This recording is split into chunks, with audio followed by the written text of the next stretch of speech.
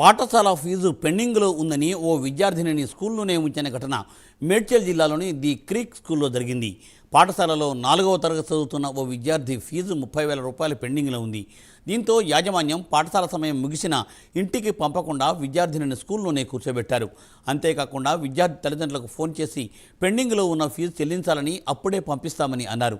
దీంతో పాఠశాలకు చేరుకున్న విద్యార్థి తండ్రి యాజమాన్యంపై ఆగ్రహం వ్యక్తం చేశారు. ఇలాగే ఫీజుల విషయంలో పలువురు విద్యార్థులను సైతం వేధిస్తున్నారని విద్యార్థుల తల్లిదండ్రులు ఆవేదన వ్యక్తం చేస్తున్నారు. దీనిపై ఉన్నతాధికారులు స్పందించి స్కూల్పై చర్యలు తీసుకోవాలని తల్లిదండ్రులు కోరుతున్నారు. No, this is not the way Kalamni. See, you have you ask the child. You ask the child. మీకు ఏంటున్నాయి వీడియోస్ ఏమున్నాయి videos that is not the thing. Now what is saying is, sir, excuse me, 1 minute, can you give me 1 minute, sir?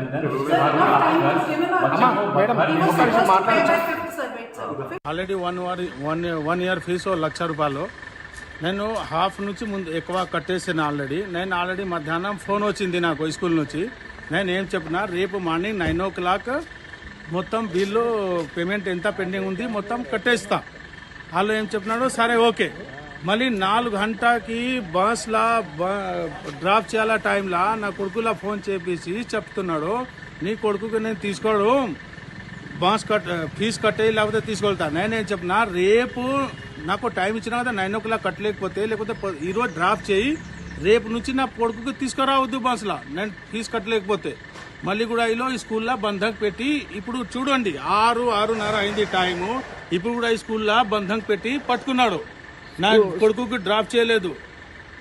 ఈ school పేరు the creek మెర్చల్లో.